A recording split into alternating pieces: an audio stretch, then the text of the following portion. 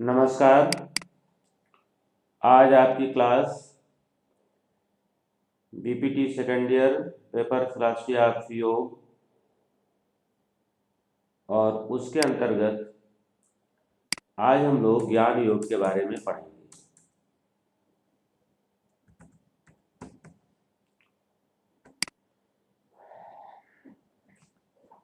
ज्ञान योग की जो है एक बहुत ही महत्वपूर्ण और प्रमुख शाखा मानी जाती है। इसके इंट्रोडक्शन को आज हम लोग देखेंगे कि ज्ञान योग का अर्थ क्या होता है, कौन कौन से इसके प्रमुख योगी हुए हैं और इसका इंट्रोडक्शन क्या है, बेसिक इंट्रोडक्शन इसका क्या है, परिचय क्या है, जिससे हम अन्य जो दूसरी शाखाएं हैं योग की, चाहे भक्ति योग हो, चाहे कर्म योग हो, या और ढेर सारी राजयोग, अष्टांग योग, चतुरांग योग, सप्तांग योग, कुंडलिनी योग, तंत्र योग, लय योग, सो मेनी ब्रांचेस, लेकिन उन सब में जो एक सार्वभौमिकता है, जो एक रूपता है, वो क्या है और डिफरेंसेस क्या है, इन दो बिंदुओं पर चर्चा करेंगे। तो हम एक योग का इंट्रोडक्शन भी देखेंगे और उसी के साथ ज्ञान योग का परिचय भी करेंगे। तो ज्ञान योग का परिचय देखने से पहले सबसे पहले हम ये देखेंगे कि किस बात को लेकर के योग की जितनी भी शाखाएं हैं सब में एक रूपता है, वो कौन सी बात है। तो वो जो सार्वभौमिक बात है वो है, देखिए मैं लिख रहा हूं, जो सार्वभौमिक बात है वो है तत्व ज्ञान। सार्वभौमिकता किस बात की है? तत्व ज्ञान की है। अब हम तत्व ज्ञान को जानेंगे कि ये तत्व ज्ञान क्या है, फिर उसके बाद हम जानेंगे कि ज्ञान योग क्या है। तत्व ज्ञान क्या है इसको हम जानते हैं पहले कि तत्व ज्ञान क्या है।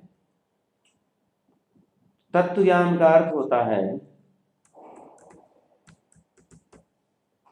वह चीज जिससे यह संपूर्ण संसार बना है,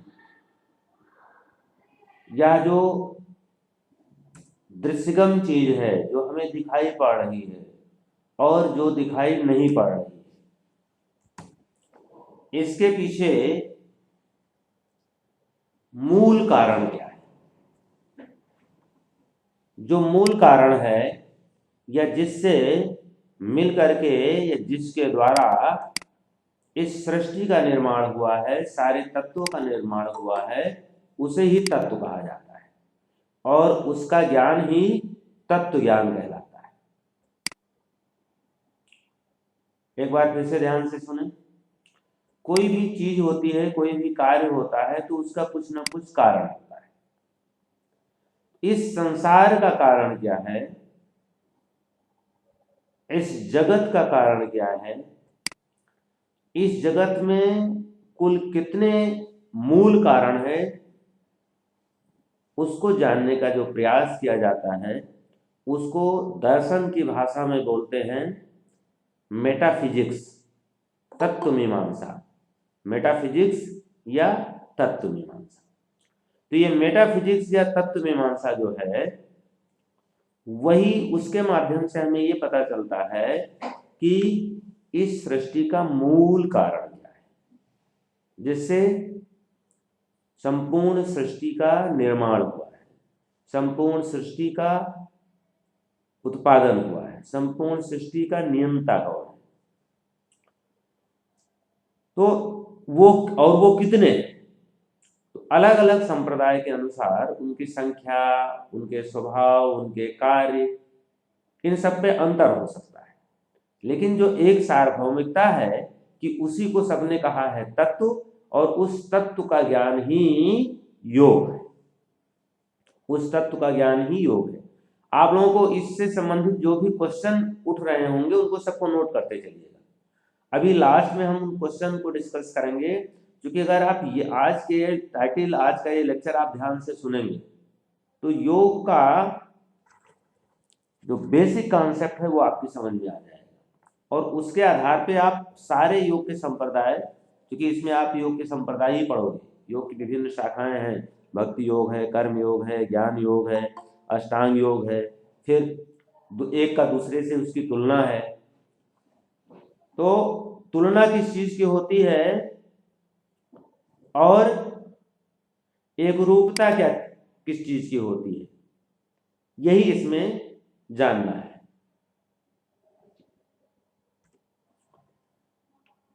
तो तत्व का ज्ञान ही योग है, तत्व का ज्ञान ही मोक्ष है, तत्व का ज्ञान ही जीवन का एकमात्र लक्ष्य है। ये जो मैंने 3-4 स्टेटमेंट कहे, ये सभी लोग मानते हैं, इसमें किसी बात को लेके कोई विरोधाभास नहीं। एक बार मैं दोबारा रिपीट कर रहा हूं, योग के जितने भी संप्रदाय हैं, जितने भी शाखाएं हैं, सभी इस बात पर एक मत हैं। वो कौन कौन सी बात है?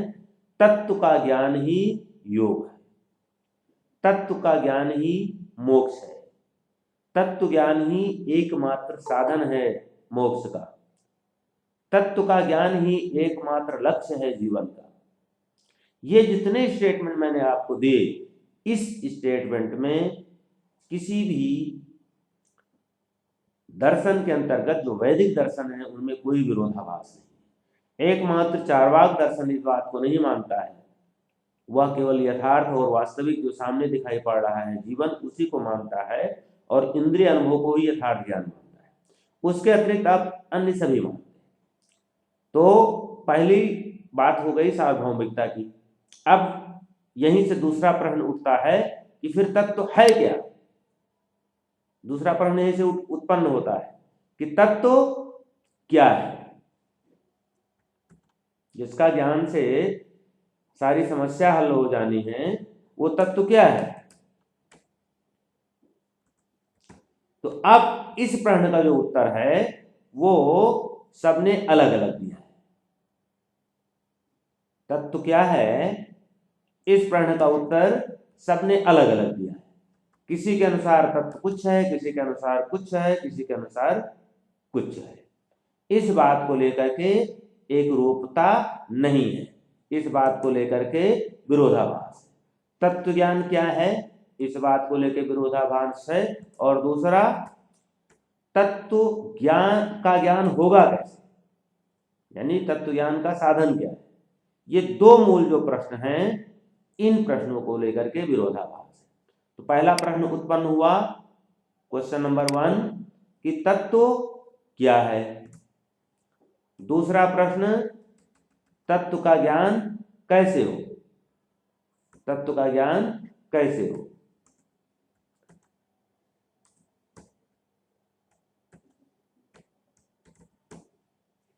तत्व ज्ञान कैसे हो। तो ये दो प्रश्न, ये मूल है। पहला प्रश्न जो है वो सार्वभौमिक है। पहला जो एक स्टेटमेंट कहो या मान्यता कहो कि तत्व ज्ञान ही मोक्ष है, तत्व ज्ञान का ही जीवन, तत्व ज्ञान ही जीवन का उद्देश्य है, तत्व ज्ञान को ही योग कहते हैं, तत्व ज्ञान ही सारी समस्याओं का समाधान है, तत्व ज्ञान ही सारी समस्याओं का समाधान है। जैसे इसको उदाहरण से समझिए, समझ में आ जाएगा। जैसे आप बीपीटी कर रहे हो ना, और इस समय आप बीपीटी सेकेंड ईयर में, तो आप सेकेंड ईयर में आपके जो भी एग्जाम होने हैं वो आपकी क्या है, एक समस्या है। एक आपकी समस्या क्या है कि भाई एग्जाम बढ़िया से हो जाए और आप अच्छे ज्यादा से ज्यादा नंबरों से पास हो जाओ, और यही टेंशन आप सबको है। तो इस समस्या का हल क्या है, स्थायी हल क्या है? अस्थायी हल है कि इसका जो भी सिलेबस है उसका संपूर्ण ज्ञान आपको हो जाए, बस समस्या खत्म। इसका समाधान एक ही समाधान है। इस समस्या का जो अस्थायी समाधान है वो है कि संपूर्ण सिलेबस का आपको ज्ञान हो जाए। अगर आप जुगाड़ू कोई काम करोगे तो उससे समस्या अस्थायी हल होगी, अस्थाई हल नहीं। तो ठीक यही आप यहां समझ लीजिए, तत्व क्या है, ये सिलेबस है। जितनी भी हमारी संसार की समस्याएं हैं एक्स वाई जेड, जो हम अभी तक क्या करते हैं, उन समस्याओं को हल करने के लिए जुगाड़ू काम करते हैं। जुगाड़ू काम क्या करते हैं, हमें लग रहा है कि मकान बड़ा सा बन जाए तो समस्या हमारी हल हो जाएगी, हम बड़ी सी डिग्री प्राप्त कर लें, समस्या हमारी हल हो जाएगी, हमें अच्छी सी बड़ी सी बढ़िया सी नौकरी मिल जाए, समस्या हमारी हल हो जाएगी।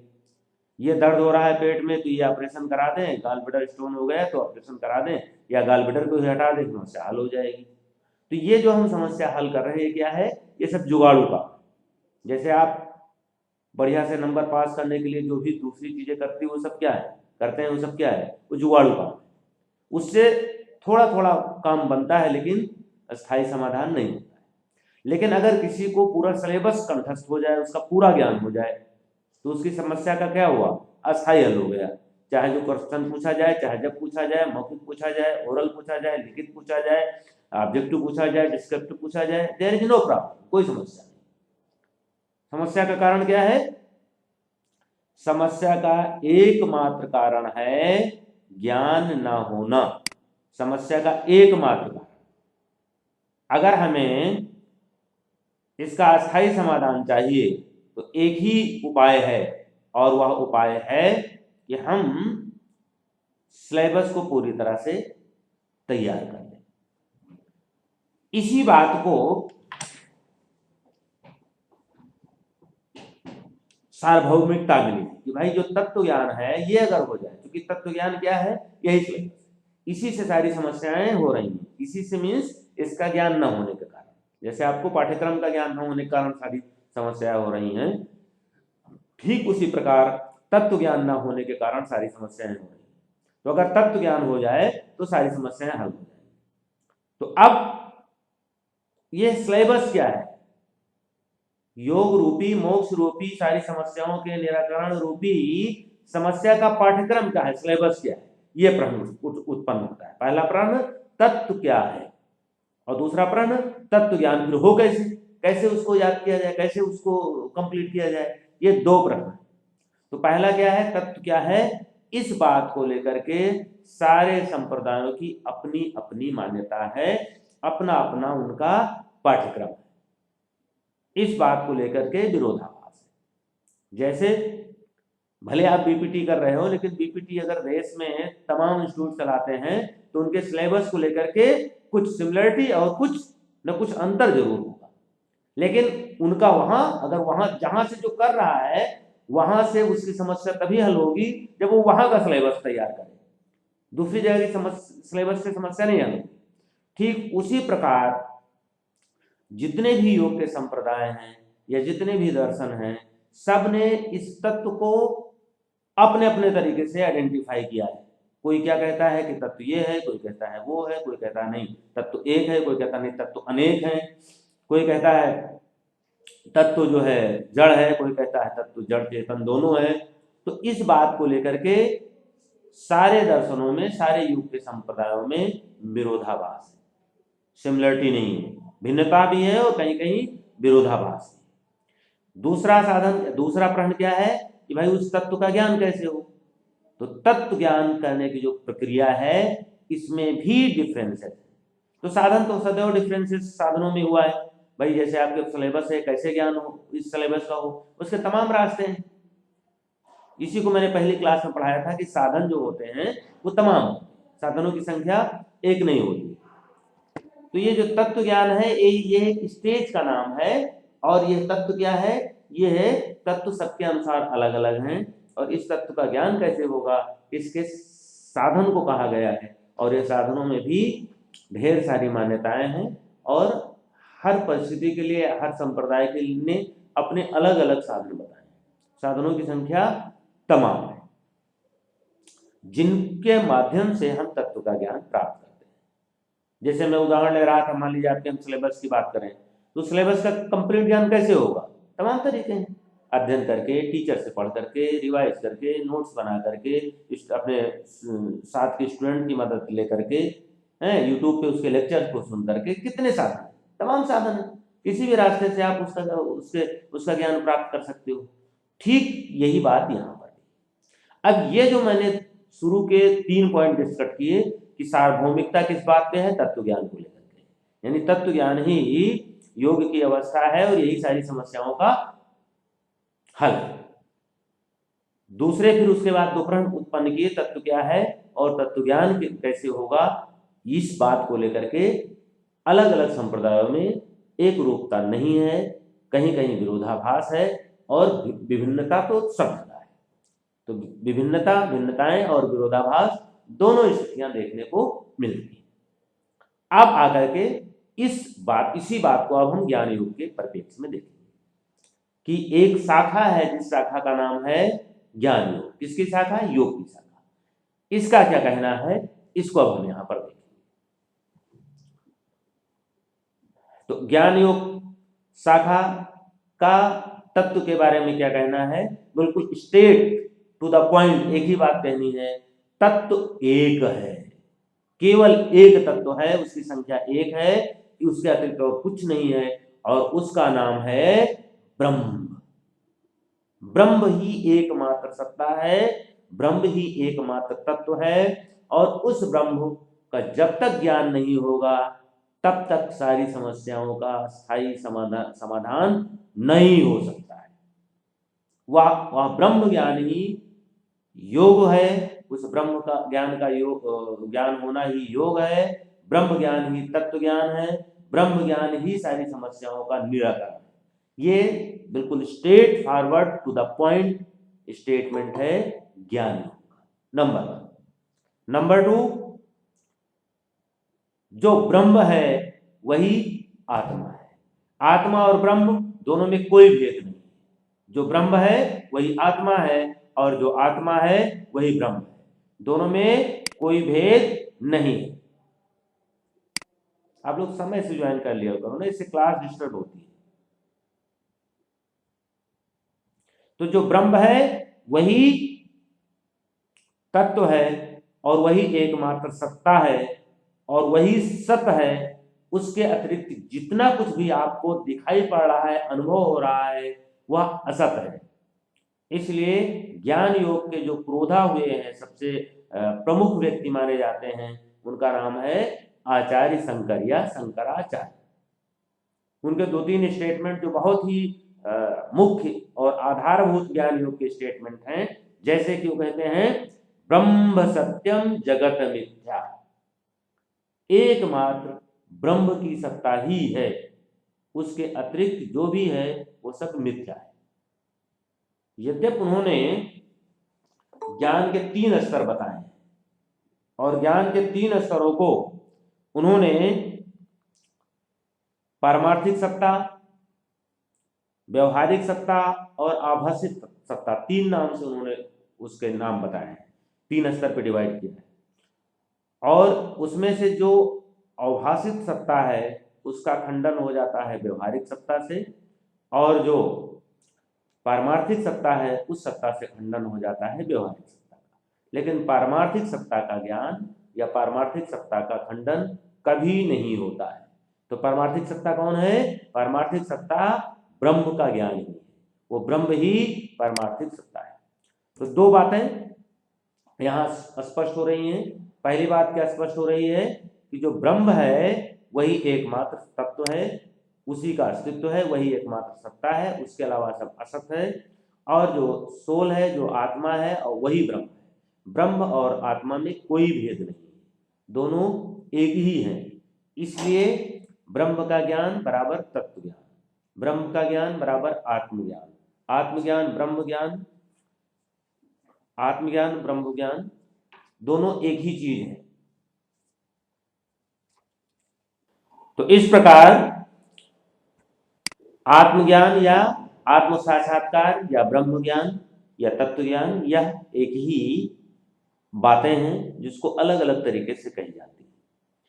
ये जो है वो एक स्टेटमेंट रहा ज्ञान योग का। अब ज्ञान योग प्राप्त कैसे हो उसके तमाम साधन यहाँ पर बताए गए हैं, जिसमें साधन चतुष्टय की भी चर्चा की गई है। साधन चतुष्टय, इसके अतिरिक्त अन्य जो साधन है उनकी चर्चा हम दूसरी क्लास में करेंगे। आज की जो क्लास थी वो केवल ज्ञान योग के इंट्रोडक्शन से संबंधित थी। इसके संबंधित कुछ मुख्य आधारभूत मैंने यहाँ पर पॉइंट लिखे हैं, उनको मैं डिस्कस कर लेता हूँ एक एक करके।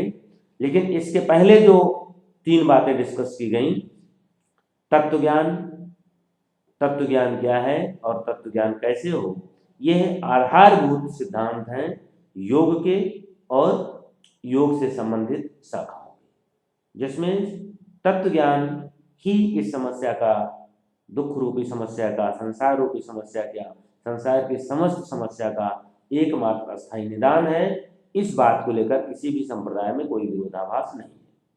परंतु तत्व क्या है, इस बात को लेकर के डिफरेंसेस हैं, और उसके ज्ञान की जो ज्ञान के जो साधन है, ज्ञान के जो मार्ग हैं, उस बात को लेकर के भी विरोधाभास है या डिफरेंसेस हैं।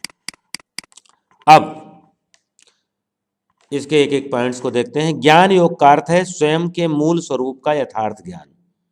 तो हमारा जो मूल स्वरूप है वो क्या है, वो ब्रह्म का ही स्वरूप है। आचार्य शंकर के अनुसार मुक्ति का एकमात्र उपाय ज्ञान की प्राप्ति है। तो मुक्ति का उपाय ज्ञान की प्राप्ति का यहाँ अर्थ है स्वयं का ज्ञान होना या तत्व ज्ञान होना। तो ये बात सभी मानते हैं। अब उस ज्ञान प्राप्ति के साधन अलग अलग हैं, लेकिन यहाँ पर जो ज्ञान प्राप्ति का साधन है उस साधन को भी ज्ञान योग कहा गया है। जैसे ज्ञान प्राप्ति का एक साधन क्या है, भक्ति योग है। एक ज्ञान प्राप्ति का साधन क्या है, ज्ञान योग है।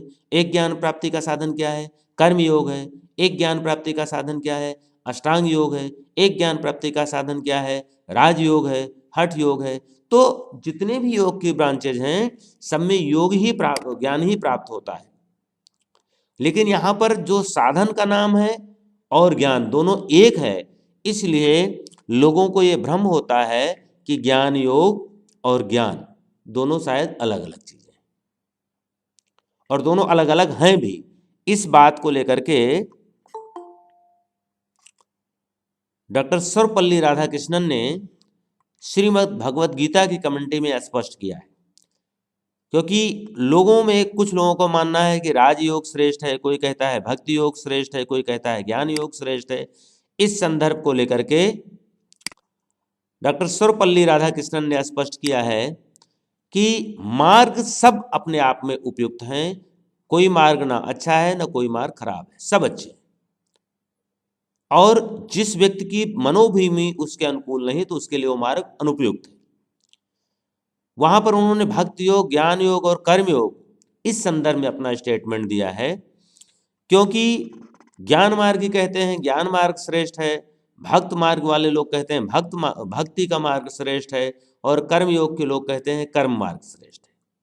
इस प्रश्न के उत्तर में डॉक्टर सर्वपल्ली राधाकृष्णन कहते हैं अपनी श्रीमद् भगवत गीता की कमेंट्री में कि तीनों मार्ग अलग अलग हैं, और जो बुद्धि प्रधान व्यक्ति है उसके लिए ज्ञान योग उपयुक्त है, जो भावना प्रधान व्यक्ति है उसके लिए भक्ति योग ठीक है, और जो क्रियाशील व्यक्ति है, जो कर्म प्रधान जिसका व्यक्तित्व है, ऐसे व्यक्ति के लिए कर्म योग ठीक है। लेकिन इन तीनों में किसी भी मार्ग को आप अपनाओ, एक ही ज्ञान प्राप्त होगा, और वो ज्ञान है तत्व का ज्ञान, जिसे परमात्म ज्ञान कहते हैं, जिसे ब्रह्म ज्ञान कहते हैं। और वो ब्रह्म ज्ञान या स्वयं का ज्ञान, दोनों एक ही बात है। तो मार्ग कोई हो, उस किसी भी मार्ग से आप आइए, ज्ञान एक ही होगा, और उस ज्ञान का नाम होगा तत्व ज्ञान। यही बात दूसरे पॉइंट में शंकर कहते हैं कि ज्ञान ही एकमात्र उपाय है इस संसार से मुक्ति का। उनका स्टेटमेंट है ज्ञानात एवं मुक्ति। तीसरा पॉइंट देखते हैं, जगत के मूल तत्व का ज्ञान, इसे तत्व ज्ञान के नाम से जाना जाता है। तो ज्ञान क्या है, ज्ञान किसको कहते हैं, व्हाट इज ज्ञान, व्हाट इज नॉलेज। तो ज्ञान उस अवस्था को कहते हैं जिस अवस्था में मूल तत्व का ज्ञान हो जाए, जिसकी मैं पहले चर्चा कर चुका हूं। तो उसका ज्ञान होना ही ज्ञान की प्राप्ति कहलाता है, और उसका ज्ञान ना होना ही अविद्या की अवस्था कहलाती है।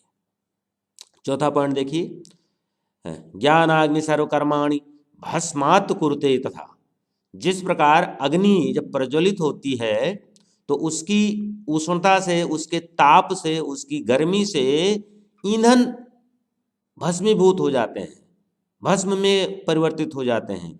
ठीक उसी प्रकार जब यह तत्व का ज्ञान, ब्रह्म का ज्ञान या आत्मज्ञान प्रकट होता है या इस ज्ञान की प्राप्ति होती है तो सारे कर्म भस्मीभूत हो जाते हैं। क्योंकि ये जो कर्म हमको लगता है कि हम ये कर्म कर रहे हैं, वो कर्म कर रहे हैं, ये कर्म हो रहा है, वो कर्म हो रहा है, क्योंकि कर्म की परिभाषा क्या है कि जो इंद्रियों से, इच्छाओं से युक्त होकर के शरीर के इंद्रियों से, कर्म इंद्रियां, ज्ञान इंद्रियां सब मिल करके जो एक्शन होता है, जो क्रियाएं होती हैं, उसे ही कर्मयोग कहते हैं। तो ये कर्मयोग समाप्त हो जाता है क्योंकि इसमें संलिप्तता किसकी होती है? डिजायर, इच्छा की, सोल की, जो इसमें इच्छा सम्मिलित होती है। लेकिन जब ज्ञान की प्राप्ति होती है तो उस तब जाकर के इस बात का यथार्थ स्वरूप पता चलता है कि ये कर्म जो है वो तो हो ही नहीं रहा था, वो तो स्वतः हो रहा था। कर्म इंद्रियों में बरत रही हैं और इस तरह से कर्म स्वतः हो रहा है, मैं करता नहीं हूँ। तो जो अपने कर्ता पर का भान है वो ज्ञान होते ही भस्म हो जाता है। आचार्य शंकर का इसमें बहुत स्पष्ट मत है कि कर्म और ज्ञान यह दोनों एक साथ असंभव हैं। ज्ञान के न रहते, जब तक ज्ञान की प्राप्ति होती नहीं है, जब तक ज्ञान की प्राप्ति नहीं होती है, तभी तक कर्म जिंदा रह सकता है, तभी तक कर्म संभव है।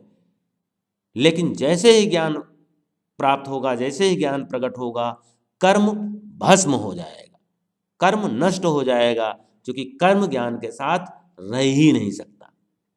जिस प्रकार प्रकाश के रहते अंधेरा असंभव है। तो ये शंकराचार्य का बहुत ही स्पष्ट स्टेटमेंट है।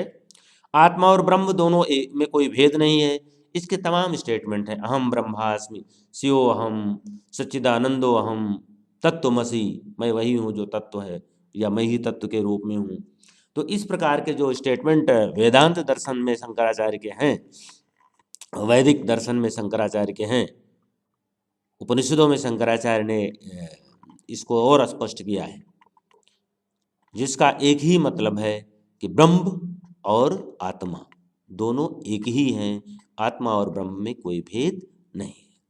आत्मा ज्ञान स्वरूप है, आनंद स्वरूप है, सत्य है, कूटस्थ है। कूटस्थ मीन्स जिसमें कोई परिवर्तन न हो, बिल्कुल एक ही जैसा हरदम रहे। किस तरह से? सच्चिदानंदो अहम, आनंद स्वरूपो अहम, ज्ञान स्वरूपो अहम। तो आत्मा क्या है? ज्ञान के स्वरूप में है, आनंद के स्वरूप में है, सत्य के स्वरूप में है, और वह कूटस्थ है। कूटस्थ मीन्स उसमें कोई परिवर्तन नहीं होता है, अपरिवर्तनीय है। सृष्टि में एकमात्र ब्रह्म की सत्ता है, वही मूल कारण है, उसी से संपूर्ण जगत आभासित हो रहा है। तो जगत का एक मूल कारण, एकमात्र कारण क्या है? तो जगत का एकमात्र कारण है ब्रह्म, ब्रह्म की सत्ता। तो ब्रह्म ही इस सृष्टि का एकमात्र कारण है, क्योंकि वही मूल तत्व है, वही वास्तविक तत्व है, और उसी से ही ये सारी सृष्टि प्रादुर्भावित हुई है। तो एकमात्र सत्ता ब्रह्म की है, इसीलिए इसका नाम अद्वैत वेदांत भी है। शंकराचार्य अद्वैत वेदांत के मनीषी हैं, पुरोधा हैं।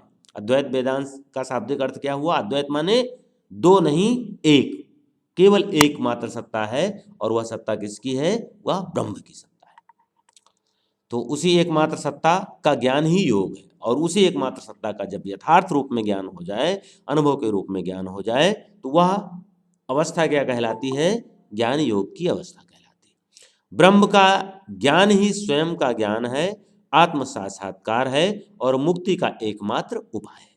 तो मुक्ति का एकमात्र उपाय क्या है? आत्मज्ञान होना, और आत्मज्ञान होना बराबर ब्रह्म ज्ञान होना, ब्रह्म ज्ञान होना बराबर सर्व ज्ञान होना, क्योंकि एक ही तो सत्ता है। तो ब्रह्म ज्ञान या आत्मज्ञान मीन्स सर्वज्ञ ज्ञान, संपूर्ण ज्ञान। यही आपका ज्ञान योग का मुख्य कॉन्सेप्ट है। यद्यपि किसी भी योग के मार्ग से हम चलेंगे, प्राप्ति ज्ञान की ही होगी और तत्व की ही ज्ञान होगा। लेकिन आप जब अब अलग अलग संप्रदाय या दूसरे भी स्कूल को आगे पढ़ेंगे, तो उसमें जो अंतर आएगा केवल इस बात का आएगा कि तत्व कौन है और उस तत्व का ज्ञान कैसे हो। लेकिन इस बात में कोई भेद नहीं रहेगा कि तत्व ज्ञान से समस्या का समाधान नहीं होना है, यह तत्व ज्ञान योग की अवस्था नहीं है। तत्व ज्ञान ही योग की अवस्था है, तत्व ज्ञान ही सारी समस्याओं का निराकरण है। तत्व क्या है और तत्व का ज्ञान किन साधनों से हो, इस बात का अलग अलग योग के संप्रदायों में, अलग अलग योग के स्कूलों में विरोधाभास है या भिन्नता है। आज का यह ज्ञान योग के इंट्रोडक्शन की क्लास समाप्त हुई। अब आप लोगों को जो क्वेश्चन पूछना हो उस क्वेश्चन के लिए आप आमंत्रित हैं। आज का जो अभी लेक्चर हुआ, इससे संबंधित किसी को डाउट्स हो या क्वेश्चन हो तो पूछ सकते हैं।